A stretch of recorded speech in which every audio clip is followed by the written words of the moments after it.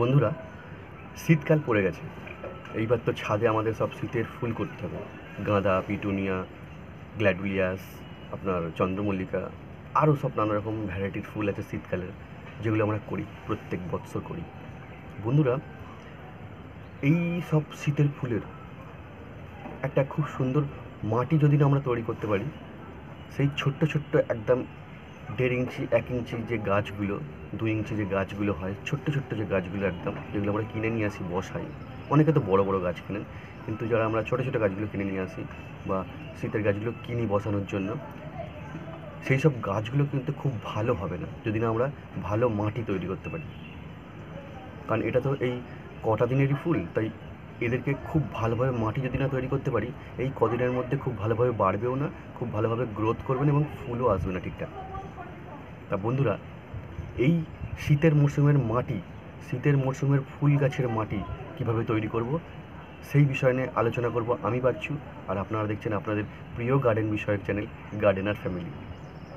বন্ধুরা, শীতের ফুল করতে গেলে আগে আমরা নজর দেব মাটিতে। এই মাটিটা যদি আমরা ঠিকঠাক করতে পারি, গাছ কিন্তু খুব ভালো হবে না। কারণ গাছের মেন মিডিয়া হলো মাটি। গাছ প্রত্যেকটা খাবার দাবার, তার শারীরিক প্রক্রিয়ার যেসব জিনিসগুলো সব কিন্তু মাটি থেকেই নিয়ে থাকে।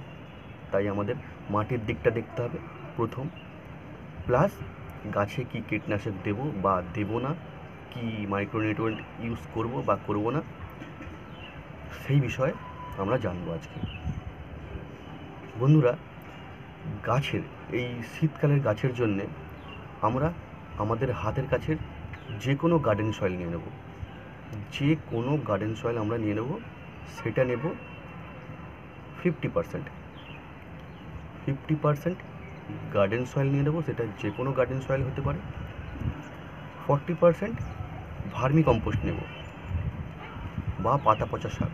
আপনার কাছে যেটা আছে আপনারা সেটাই নেবেন, তবে আমি বলবো আপনারা একটু ভালো মানের ভার্মি কম্পোস্ট ইউজ করুন। কারণ শীতের এই কটা দিনের গাছ তো, আপনারা একটু ভালো মানের দোকান থেকে দাম দিয়ে ভার্মি কম্পোস্ট ইউজ করুন।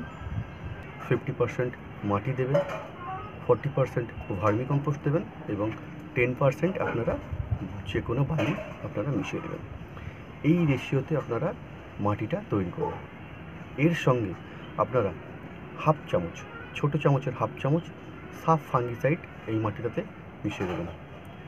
আর কিচ্ছু করার নেই, এই মাটিটাকে ভালো করে আপনারা মিশিয়ে নেবেন। ভালো করে মিশিয়ে 1 দিন কি 2 দিন রেখে দেবেন। একটুখানি জল ছিটে দিয়ে সামান্য 1 দিন কি 2 দিন রেখে দেবেন। তারপর গাছগুলোকে, ছোটো গাছগুলোকে 4 ইঞ্চি গ্রো ব্যাগে আপনারা মাটিগুলো দিয়ে রিপোর্ট করুন, বসিয়ে দিন। এরপরে টাইম মতো খালি জলটা আপনারা দেবেন। যখন দেখবেন গাছের মাটিটা শুকিয়ে শুকিয়ে আসছে, তখন টাইম মতন খালি জলটা দেবেন। এই হলো শীতকালের মরশুমি ফুলের মাটি। এই রকমভাবে মাটি করে যদি আপনারা বসান বন্ধুরা, তাহলে দেখবেন আপনার গাছ খুব সুন্দরভাবে বেড়ে উঠছে।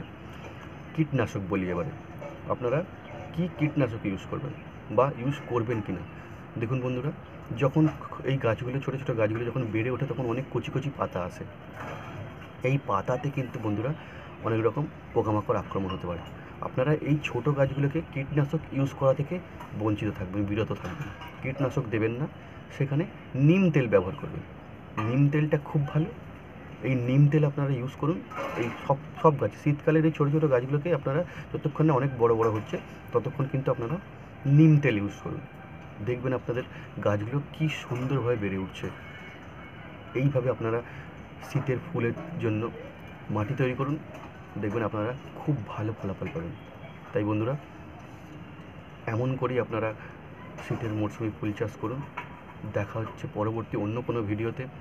আমার এই ভিডিওগুলো যদি বন্ধুরা আপনাদের ভালো লেগে থাকে, বন্ধুরা চ্যানেলটিকে অবশ্যই সাবস্ক্রাইব করবেন এবং ভিডিওটিতে লাইক করবেন। দেখা হচ্ছে পরবর্তী অন্য কোনো গুরুত্বপূর্ণ ভিডিওতে। ততক্ষণ ভালো থাকবেন, সুস্থ থাকবেন। ধন্যবাদ।